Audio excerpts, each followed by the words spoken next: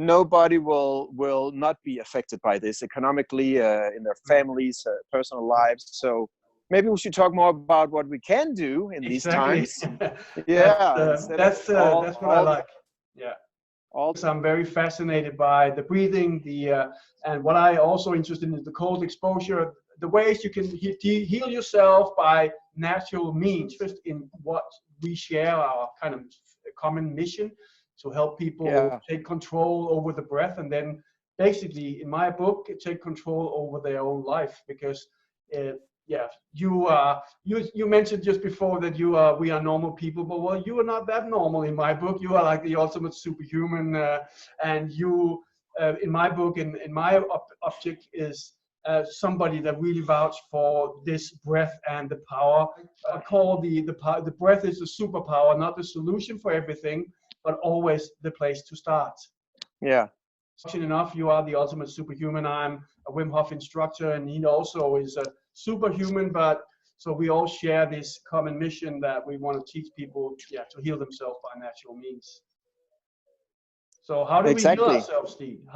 What do we do in these times when by panic, taken by all the news stream, and thinking about what to do, what can I do, and breathing. Come on, I breathe all day. Why should I breathe differently? What does it do for me? Yeah, exactly. You're hitting some very, very important aspects there, Biwa, because you can answer in a short way and in a broader way. So in the short way, what can we do? Well, every day you have the opportunity to do, something new, something different. Mm-hmm. And now with this pandemic, everyone is kind of sent home. No matter where you work or whatever you do, we do breathe about 20 to 30,000 times every single day, in and out. Mm-hmm. And that is an invitation to be more open, to be more curious, to basically make the best out of our lives, which is our breath. Mm. Without breath, there is no life. It can sound so philosophical, but you can try to hold your breath for a while and see how that goes. Exactly. or not breathe, right? So what can we do? I think the answer is, in the short term, try to get curious about your breathing. That is giving nature a break, letting the animals and the forest breathe, literally, especially the trees. They breathe in our CO2, our carbon dioxide, and then with the sun and photosynthesis, they create oxygen. So all these green little friends here, they are, it's a symbiotic relationship, we call it. I'm a biologist, so if I get a bit nerdy, pardon me, and I have a PhD in medicine. So I'm quite curious about, how the body and nature is intervening and playing together. And a symbiotic relationship means that both partners benefit. We both help each other, right? So we are kind of friends, and we have common grounds. So I think nature is getting this incredible chance. And I think we as humans, for the first time across the globe, because it is a pandemic, like you said, it is affecting the whole globe, we come together as a family of humans, regardless of nature and of race and culture and religion and background. We all have to stand together, because the virus doesn't care. It doesn't look at if you're black or white or skinny or fat or tall or it doesn't care.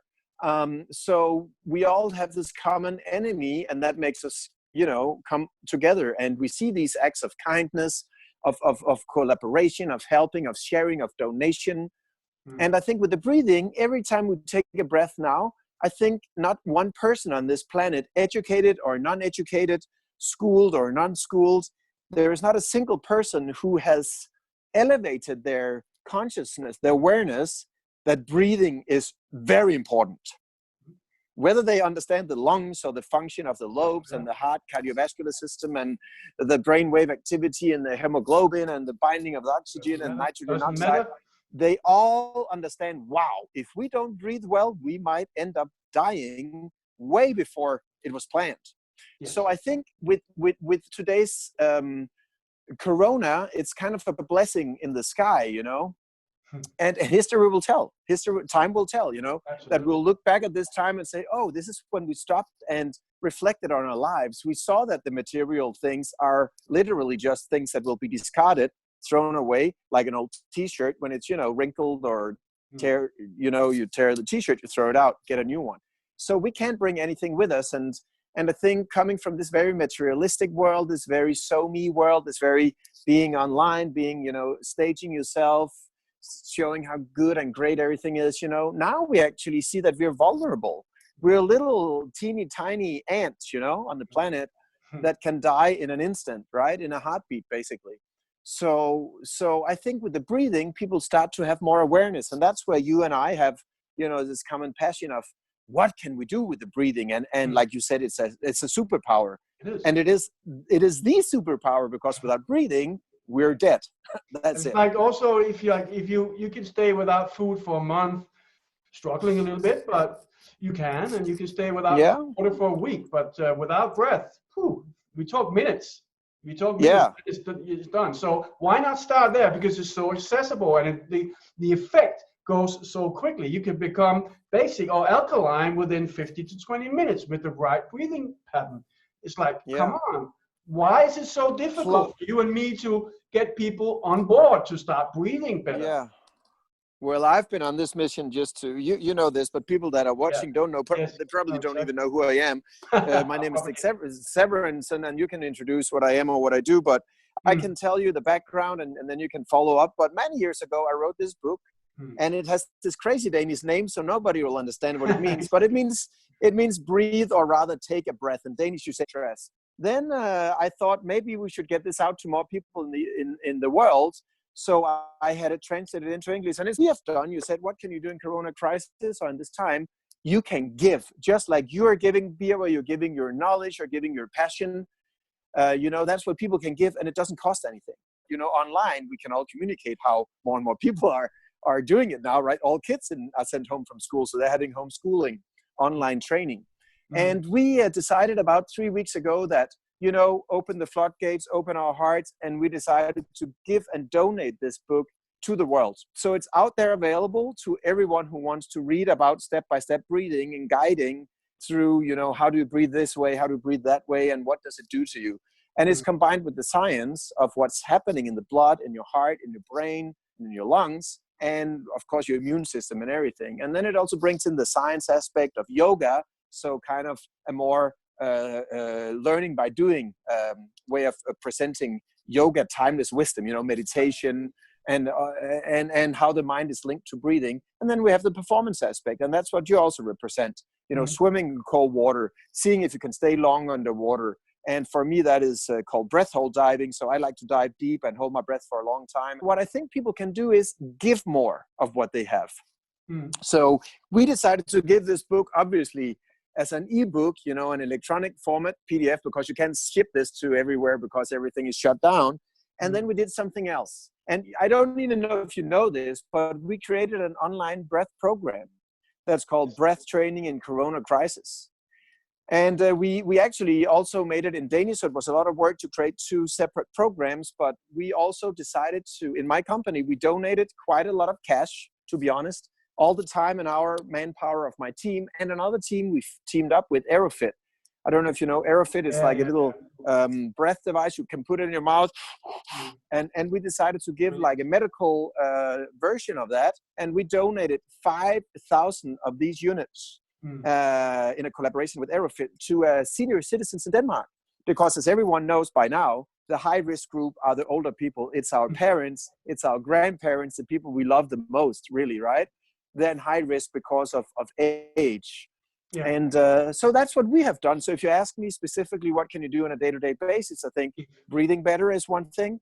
But on the bigger perspective, what can you do to give and donate? Well, we can donate knowledge, information, and I'm lucky to have breathology.com, which is an online platform where we can serve and give education for free.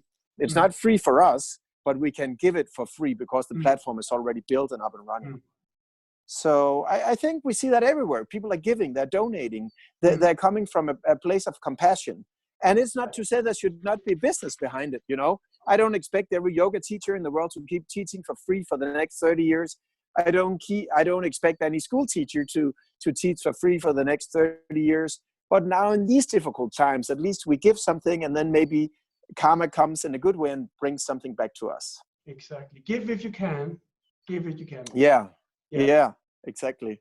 I am not in that privileged situation, so I have to charge people, but I charge like a minimum what I used to, and I follow the health ministry's guidelines to try to stay afloat in these times. I am I'm a single person. I don't have a team yet. I'm backed up by Wim Hof and the method, and so I try to build up it. But you know, I'm 10 years behind you, so it's a really big privilege for you to take time to talk to me and share our fellow mission or common mission here. And I really appreciate it. I was on course with you. I don't remember, like many years in Østerbro in Denmark for a day's course, and it was fantastic. And yeah, that was like, I don't know, 5-6 years ago, and I didn't know anything about it. You told me to hold my breath, and it was really made me curious, because I come from a martial arts background, and if you don't breathe more than you need to, then you more than you're supposed to, then you don't perform. And I like to perform for myself and in other aspects. And yeah, exactly. I've been really. I would also like to delve a little bit into the nerdy part, because I know you have a huge knowledge of the biology and what's really science. And that's what I like. That's what fascinated me by the Wim Hof method. It's so simple, and like he presented to me, I've been doing yoga for many years, and I was struggling a little bit to find out the pieces so it could fit for me in my everyday life. Because a lot of people, and including me 20 years ago, yoga was not my thing. I was a Thai boxer, and yoga was not like, you know, something I was my next level or next step. But I had to, because I had issues with my back. And the breathing is also, you don't have to think about the breathing. It's there. Why should I start thinking about it and do something about it? Well, that's the funny thing, that when you do that, the science will back it up. And you can actually influence your immune system by just breathing in a different way. And that's like what really fascinated me, because when I started the Wim Hof method 2 years ago, I had a recurrent infection, streptococcus infection, and I could not cure it. I could keep my immune response down, like Wim proved in laboratory settings. And that like kind of gave me a control that I didn't know I had. I had superpowers now. I'm not like you, free diver world champion, but I'm a superman in my own life. I can control my life because I can control my breath. Why do we see so much suffering in the world, you think? By medicine, people having to take medicine, suffering from autoimmune diseases, when we have this power, and it's not something you have to be a ultimate superhuman, or a crazy guy like me that walk around in my shorts in the wintertime and on mountains and dive in cold water. Everybody can do this. In your shower, you can use your shower. You can just breathe a little bit. And Wim Hof also have a free app, and you are sharing this way of breathing, the benefits, for free. Why are people still suffering, you think? Everybody can do that. Everybody can control their autonomic nervous system, and then the endocrine system, the hormone production, so you can kind of cure, or at least control, all aspects of your system. This was something like I've heard about in my time as a yogi, trying to study these things, and was inspired by people that couldn't elevate themselves, but they could do things that I have never thought possible. But within those last 2 years that I've become an instructor and start working with breathing, and in one method, doesn't matter what method it is, actually it's the same core. It's breathe the air, how you breathe, how you use your system, just like a muscle training. I compare all the things I do like muscle training. It's just another muscle. Everything works as a muscle. If you use it too much, you'll get tired. If you don't use it, it gets weak. But if you use it exactly like you want it to, or you should do, compared to what you need and what you want for it, it will give you an immense power and mental clarity. I have suffered a little bit from all kinds of aspects because of background, and that's the reason why you do that, why you do the things you do, and it has forced me, or pushed me, and motivated me to seek alternative means, both physically and mentally, and this breath and the cold water has kind of moved everything in my hands, giving me the control back. I don't need medicine anymore. I don't need to go and talk to a clever guy or girl about mental worries. I can cure everything by myself. It's it's powerful. Yeah, absolutely. It is If the I, timeless wisdom of yoga, you can say in short. And then, of course, combined with the science, of, we need to and should back it up by science. We should of just not course. be waiting for scientific proof of things that are logical. And that's where science is failing us. And, you know, as I mentioned in the beginning, I have a PhD in medicine as well as being a marine biologist with a master's degree in neurophysiology. And you know, I also have a leg in that world. I have a brother who's a head surgeon, a very fine doctor. I have a sister who's a nurse for all her life. Um, I know that world really well. You know, I've been a researcher and a scientist myself for more than 20 years. So I think there are many fascinating things and incredible things in science, yet it's often, it's quite obnoxious and quite conservative and very very myopic, meaning that it only looks at one little thing and not at the broader picture, and Mm. it's very arrogant in many ways, in the sense that, oh, that can't be true, or how can just breathing a little bit better help you? But Yeah. that is when you lose focus of the bigger perspective of Mm. things, where yoga and sports and everything comes in. And that's why I love the aspect also of performance and peak performance and flow Mm. state that you see in sport and in music and arts and many, many situations in life when everything is kind of beautiful and perfect, when you dissolve your ego and just become what you do, you know, kind of everything is perfect. Um, and the proof is in the pudding. That is one of the main reasons why I also like to make world records, you know, when you put your money where your mouth is, you know, and you show results, it's indisputable. You know, I was the first person, I don't know if you even know that, but I was the first person in the world to hold my breath for more than 20 minutes Yeah. underwater in 2010. So it's also to show this kind of yogic precision, kind of this dedication stuff. And when you have peak performance, you can't doubt it. You have a video, you have your face underwater. There's no doctor or scientist who can dispute it, if you know what I mean.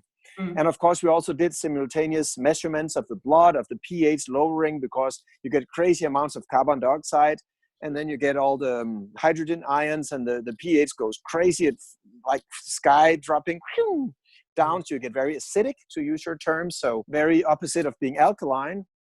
And your pH value has to be around 7.2. The body is very, very eager to keep you around that same level, and that is 7.2 pH is kind of like 7 point, yeah, in that range. You know, if you go like 3, 4, if you go a little bit off, the body goes crazy. So and you die. So it's the same with your temperature. The body is doing everything it can to keep the core temperature equal, especially the blood that goes to your brain. Your extremities, like when you do the swimming in the winter, like polar swimming, or in Denmark, you know, we call it Viking swimming, Viking swimming, or ice swimming. You know, you can be extremely cold in your extremities, but not in your core. Then you'll die. So the body has an amazing ability to stand firm, and it's called homeostasis in biological terms. It's like a midpoint that it has to be around. If you go too much to the left or to the right, you're in trouble. But it's also in this dance, you know, that the magic happens. So when you push a little bit to that side with the pH value, whether it's alkalinity or pH, when you go a little bit on that side on the temperature, whether it's hot in a sauna, cold in the ice, you have wiggle room. You know, your body is kind of, it's like you talked about muscles before, you know. I train with these things here. You know, I train the Danish Navy SEALs. I know we talked about that once we met. So I test all the equipment and stuff, and it's the same, you know. Use it or lose it. You know, if you don't use your muscles, you don't strengthen them. If you don't train your intercostal muscles around your rib cage, if you don't train the diaphragm, your breathing muscle, you know, you lose power.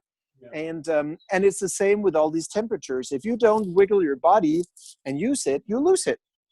So that is where, of course, you probably found a new calling, and you could feel that you are more energetic and you're more healthy, and you can control your immune response and your energy levels.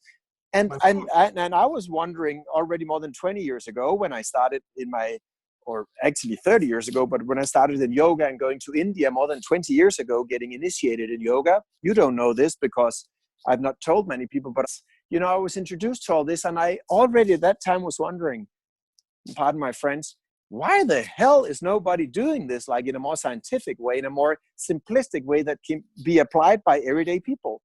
And why is it so difficult to understand that breathing is the key to life, in the sense that breathing is what turns into your energy, or scientifically speaking, oxygen from the air. So 20.9%, or in rough numbers, 21% of the air we take in is oxygen. And that oxygen is translated into energy when you have the ATP created, the adenosine triphosphate, in your mitochondrial energy system, in your little atomic factory in every single cell. So I was wondering, being a biologist, why the hell is nobody thinking about this in a more simplistic way? And that's why I created Breathology 10 years ago, to make a method around it, right? So yeah, back to what you said, we all have it, but if we don't train it, how can we expect it to keep us healthy and strong? We can't. On the contrary, we can get very ill if we don't use it. True. And that's like that, and it's so simple. Like, you do world records, and people maybe get I don't know, that, like, kind of excuse. Well, that's Steve. That's the ultimate superhuman. He can do that. Then I can never even have ambition to go there. But it's not necessary. Wim Hof is like a far-fetched guy, climbed Mount Everest and been injected with an E. coli bacteria. But we can't do that. But no, we can all do that. You're right. But well, the reason I wrote this book, I know that if people are jumping in now or have seen this, but Breathology is my method and my mission and my movement. But the reason I wrote the book is not like to be a big thing here, but was of course to talk about things like you're saying that are very simplistic. That breath holding was what I'm so passionate about. That's my life. I come from a water of life. I was born in a Pisces. My whole life has been in competitive swimming. And in 2010, as we just talked about, when I was the first human to pass the 20 minutes in breath holding underwater, I also did my first ice world record. And I actually did that in Denmark. And I can tell you, what History Channel, they had a show with Stan Lee called The Ultimate Superhuman. He's passed now, but this wonderful guy behind the marbles, all these comic drawings, Batman and the Marvel figures. So I was on this Stan Lee Superhumans, and I improved the record to 21 minutes, had a great dive up in Norway. And then the year after, I improved it to 22 minutes on a show for Discovery Channel. And that is where I got this title that you called me.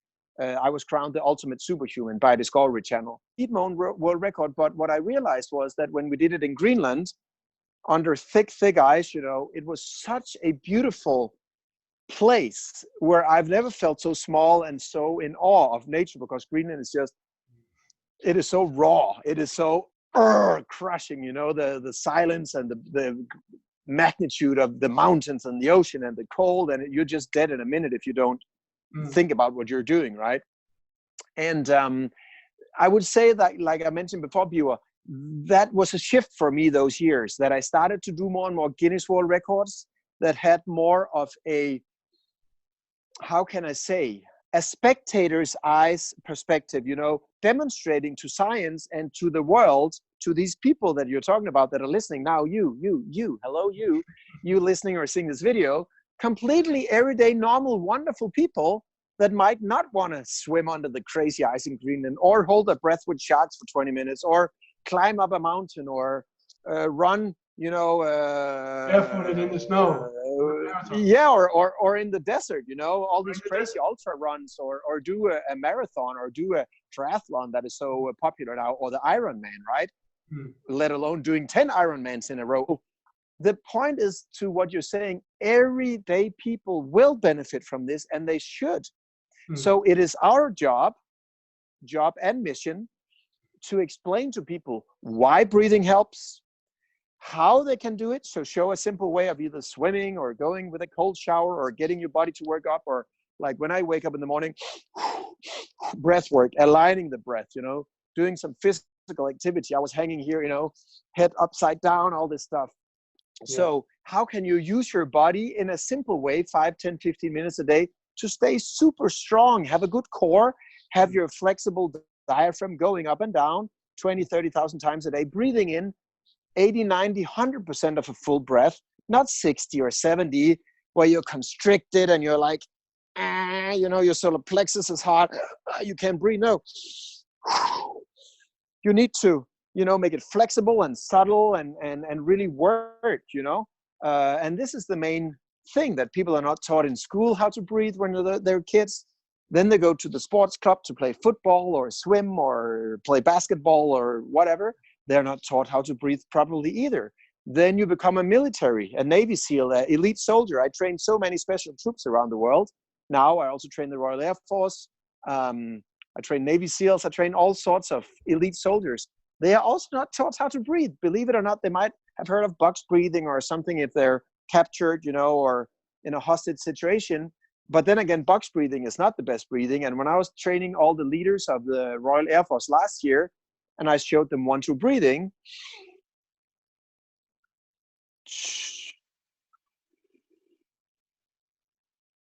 just like that. And I explained a bit more about it and what goes into it and how you activate the vagus nerve and I call it relax on demand. So that's kind of my take on it. That's what I've invented to call it, to make it simplistic. They were like, oh my gosh, this is much better than box breathing. We actually find this box breathing a bit stressful and hard to remember. And then you exhale and you have to hold your breath for 4 seconds. Of course, that's stressful. When you have emptied your lungs, you want to have a natural pause. You don't want to extend it, because then you have to move into pranayama and breath work and ratios that you need to train for and be skilled for and ready for, because your nervous system, related to the way that the pH value is changing, and especially the load of CO2, carbon dioxide, is rising.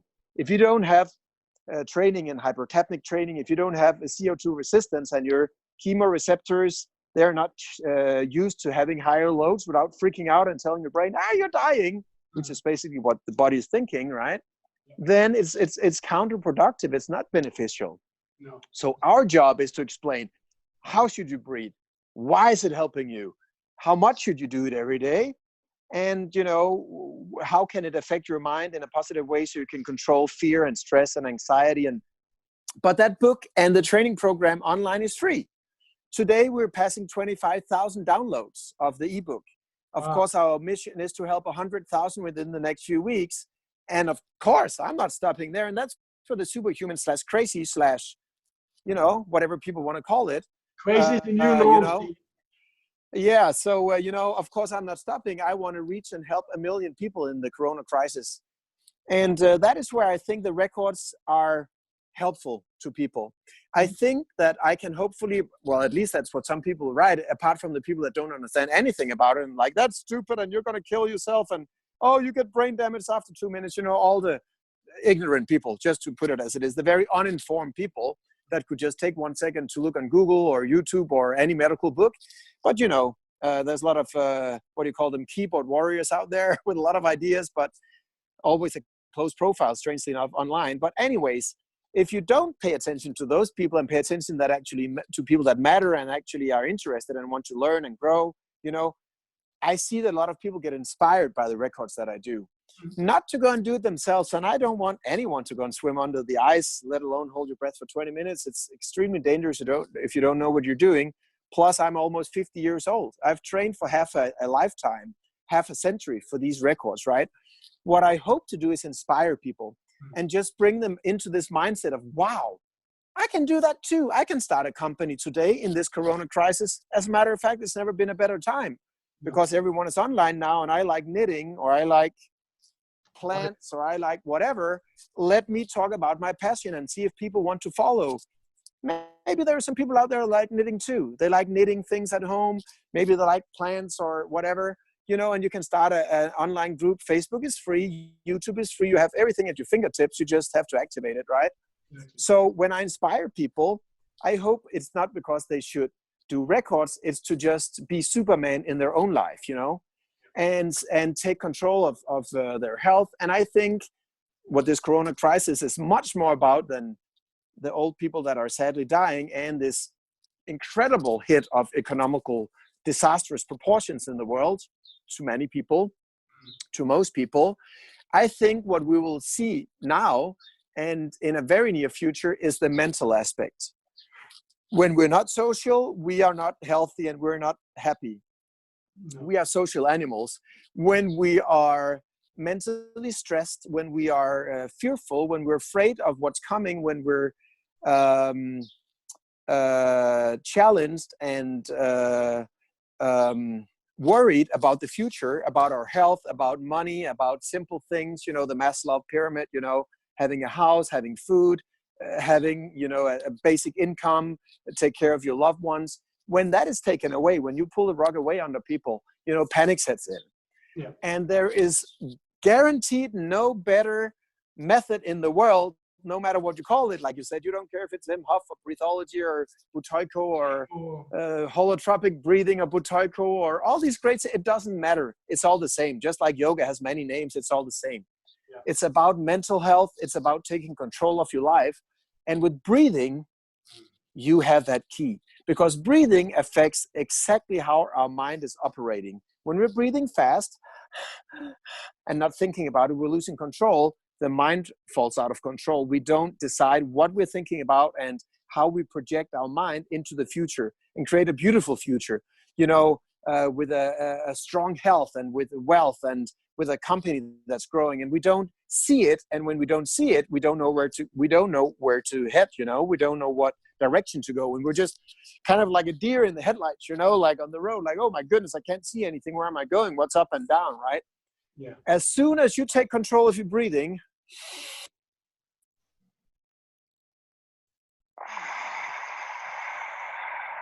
everything slows down. Your brain is not moving back and forth like in a boxing match with Gregor McConnor, MMA fighting. You're in the cage there and getting beat up. Whoa, life is tough. Whoa, life is fucking with me, You're in total control of your life, of your nervous system, of your immune system, of your thinking, which is so difficult for all of us. Our mind is hard to control. But with breathing, we come to a present moment. We're not in the past. We're not worried about yesterday. And we're not in the future. Oh my God, I can't pay my bills tomorrow. No, you're in the present moment. And that is the basic of starting breathing and breath training, whatever you call it, whatever method. Mm-hmm. It's a breathing practice of stillness and connection with your body, and then connecting into your mind. And if you want to go a bit nerdy, of course, it's the fourth limb of yoga. It's pranayama.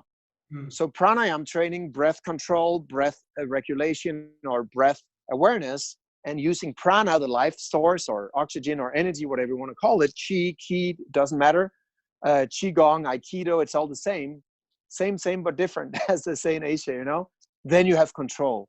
And if we could only tell this, simple message to people, then in Corona, which I'm trying with my team in breathology, we can affect thousands or hundreds of thousands or hundreds of millions of people in an instant if they get it. If they're like, yes, I might be without money now, I might be in a dire situation, uncertain times, yes, but look at this, I am here. Nature's breathing. I have my house, or whatever you have, your home. I have my friends, I have my health, and more importantly, I can take control of it. And I have my mind, and I'm still sane.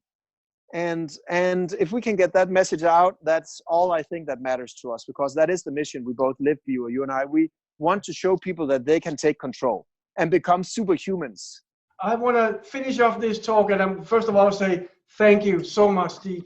I get almost emotional about like you taking time to talk to me about this the most important thing I can even imagine, especially in these times. I want to give a gift to the people that are listening, and also to you. Maybe you know all about this, of course, but maybe you haven't seen it put together this way. Whatever, it's a gift from me to anybody listening, and also to you. And finishing off with maybe your take on what is actually happening in the body in not too nerdy ways. I called it the ninja protocol. It's called sneer protocol in Danish. But the ninja is because, we are a little bit crazy, or perceived as crazy, because diving in water, cold water, holding your breath for as long as would kill normal people is a little bit crazy. But as I see it today, crazy is the new norm. But give this protocol. What it's all about is taking 10 deep breaths, empty your lungs, then take a deep breath in, hold it, and if you want extra effect, you tuck in your stomach and you push it up, the air up into your head like, holding your head like you're on a toilet. That is I would like you to, can you do that for me? Do that. Yeah, maybe not the 10 breath first. That'll take a long time. Or is it fast breathing, or what do you want to do No, the it's just first 10? like this. You can take 5 as well. Yeah, I always promote nose breathing, but we can get into that in another chapter. Nose is best, absolutely. I like the nitrogen oxide and the control of breath, but you can also get a full breath. You can just open and flare your nostrils. Use your nose, your mouth. Use any hole you like. Just get it in. You can use your ears also, to breathe. I'm not that level yet. But then, if you break your eardrums, I mean, there's still holes into your lungs, right? True. And then we take the final one fully in. Yeah. And then we empty our lungs fully. Yeah. Completely out, all the way out, and there's a lot of air in there. And, blah, blah, blah. And then we go in again and hold. Fully in again, hold. And then just tuck your stomach in and push it up so you can feel your head there. And just 5, 4, 3, 2, 1, and then let go. Never do this standing. You're professional. You can lean onto something. Yes. Or sit down.